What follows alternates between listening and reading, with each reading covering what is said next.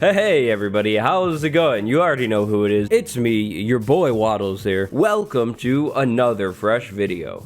Aside from all of the bugs that are pretty much game breaking, the Bedrock 1.13 update is a good update. The update is a pretty big update. It brought a lot of long awaited features to Bedrock Edition. But as always, when there's a bigger update like this, that means there's going to be some small features that get overlooked. In today's video, we'll be diving into 10 smaller 1.13 features that you may not have noticed were added. And some of these features are kind of so random or obscure that even I missed them in my 1.13 coverage video. If you enjoy the video at any moment, do me a favor as always and drop a like. Subscribe if you haven't yet to stay up to date with the Minecraft community, and let's go ahead and move on to our first feature today. The first two changes in today's video can be found over here at this cozy villager barn that I built. You like it? I think it turned out okay. So anyways, here are 5 villagers. Take a look at them. They're all farmers. They all look pretty much the same. The only thing different about these villagers is their belt, actually. As I'm sure all of you elites are well aware of at this point, the Village and Pillage update entirely revamped villagers. Villagers got a brand new leveling system, a brand new trading system, and a bunch of brand new mechanics. Now, the Java Edition villagers also got a fancy leveling badge on their belt. Bedrock villagers, not so much really. Until the Bedrock 1.13 update, villagers on this version of the game had only 3 leveling badges instead of 5.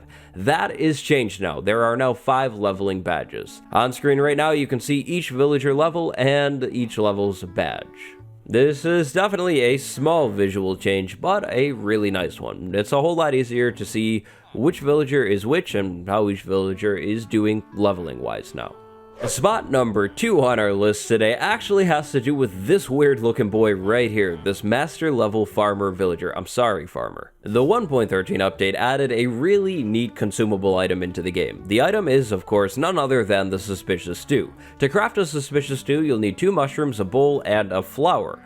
Now, the suspicious stew, when consumed, will give the player a random effect. That effect is based on whatever flour was used to craft the suspicious stew. If you're not a big fan of crafting the suspicious stew, you can actually feed a flower to a brown mushroom and then milk that brown mushroom with a bowl for the suspicious stew.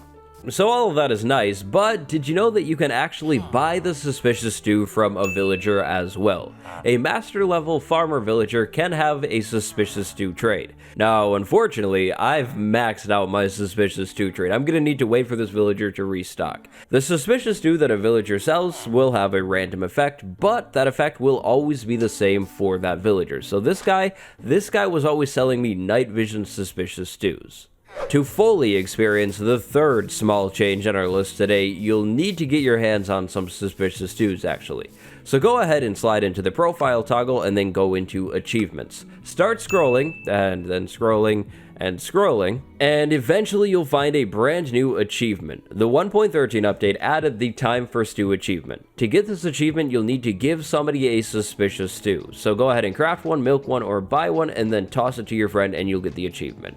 There are a lot of achievements. Achievements are really cool, but just ignore all of these elites. We're gonna get them all, of course, sometime, but today is not the day for that business. Netherwort is a really interesting, plant? Is this stuff a plant? You can use the stuff to make netherwort blocks, red nether bricks, or as a base ingredient for most potions. But the only problem here is the stuff is kind of hard to farm sometimes and kind of annoying. When you're walking on soul sand, you move slower, so yeah, farming this stuff, not always the funnest. Now, before the Bedrock 1.11 update, netherwort farming was a little easier. Players could use a tool with fortune on it to increase netherwort drops. Now, Bedrock 1.13 reintroduces that mechanic. So you can once again use your fortune tools to harvest netherwort to increase the amount of drops from a netherwort plant. 6 netherwort from 1 harvest, that's pretty good. Now, to be clear, this is only going to work on fully grown netherworts, and it doesn't seem that the tool matters. You could use a Fortune 3 axe, pickaxe, or shovel. It all seems to work the same. So if you're trying to recreate the nether update in this game version, or maybe just get a bunch of red nether bricks, definitely keep this fortune thing in mind. This is really, really useful for getting a lot of netherwort a little faster. The day that the Bedrock 1.13 update released, my Twitter mentions were filled with a bunch of questions and concerns about villages that look like this. People were wondering what this is all about. Well, this is an abandoned village or a zombie village. These were re-added in the Bedrock 1.13 update.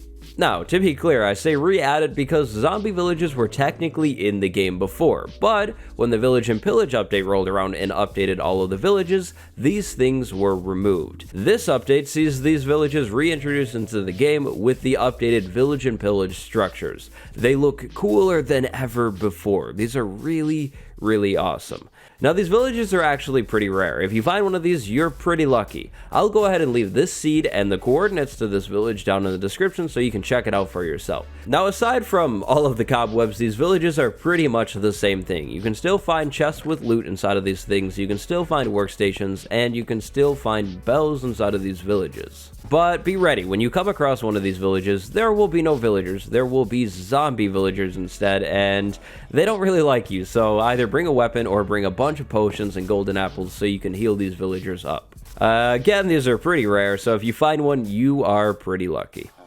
Before we dive into the next change on today's list, if you're enjoying the video, remember to leave a like. If you play in a world with your friends a lot, or if you play on like a realm or a server with them, this might be a change you're interested in. As of the 1.13 update, you can now finally get rid of this ugly chat font and change it over to this Mojangles one. I don't know, no offense, I really think this Noto Sans font is really ugly. Now that's not the only thing you can do to the chat. You can now change your chat color as well. If your dream has always been green chat, well, you can make your chat green now. You can also change your mentions to whatever color you'd like, maybe red. It's a small change, but a nice change when it comes to personalization and customization. To check out our next change, we'll need to slide into the Profile tab and then go over to the Settings. Inside of here, we will find a brand new Credits option. These credits will now roll after you defeat the Ender Dragon, or you can check them out in the settings like we just did. These are kinda long though, so if you want to check them out yourself. We're not gonna play them all here, but they're new. Combined into this spot on our list, there's another change inside of the menus, and that change can be found in the How to Play section. Many of these How to Play bits have been updated with more correct and more detailed information. For example, the Raid section, this area has been updated with information that's a little bit more correct. The next small change, or addition on today's video, is a crafting recipe change. So red sand is a thing in the game. You can find it in the Mesa biome. It is exactly the same as normal sand, only orange. You can smelt the stuff into glass, it falls just like normal, it's seriously the same thing. But, before this update, you could not use this stuff to craft TNT. In the Bedrock 1.13 update, that has been changed, and you can now use red sand to craft up some TNT. Now, this recipe is going to be exactly the same, only with red sand instead of normal sand. Kind of interesting, but you can also mix your sand types now. If you have a little bit of normal sand and then a little bit of red sand, you can combine it inside of the crafting grid just like this to make TNT. Have you ever found yourself in a situation where you're on an island, pretend this is an island, and you need experience, but you have no farms nearby? Yes? No, well, okay. Anyways, pretend for this one then. Go ahead and jump into the water and find some fish and kill those fish, and you will find that fish now drop experience. Now this mechanic will work for all fish types, including salmon, cod, puffer fish, and of course, tropical fish as well. Now, it's not going to be a lot of experience, but it's definitely something. So if you ever find yourself on an abandoned island needing some experience, jump into the water and hunt some fish. And last, and also actually probably least this time on our list today, is the removal of a somewhat glitchy mechanic. So previously, players could breed animals and then exit the game. Then you could reload that exact same world and the animal breeding cooldown would be reset. That, unfortunately, is no longer the case. So if you're going to be breeding up your animals, you'll need to wait for that cooldown to actually refill before breeding them. No more of that cheaty breeding animals leaving the world, coming back and doing more breeding mechanic, unfortunately. So not the nicest change, but definitely a change that kind of makes sense. And so, there we go. Those were 10 small Bedrock 1.13 changes that you may have missed. How'd you do? Did you know about all of them? Did you know about none of them? If you know about another small change in 1.13, definitely share that in the comments below. If you haven't yet, remember to subscribe so you're always up to date with what's happening in the community. The freshest elite tier merch is down below the video. Pick some up if you'd like, it helps me out. In the description, you'll find links to all of my things, like my Twitter. I'd like to send a big special thank you to my patron Catherine J today. Thank you so much for the support, and thank you all for watching. My name is Waddles, and I will see you in the next one. Goodbye, elites.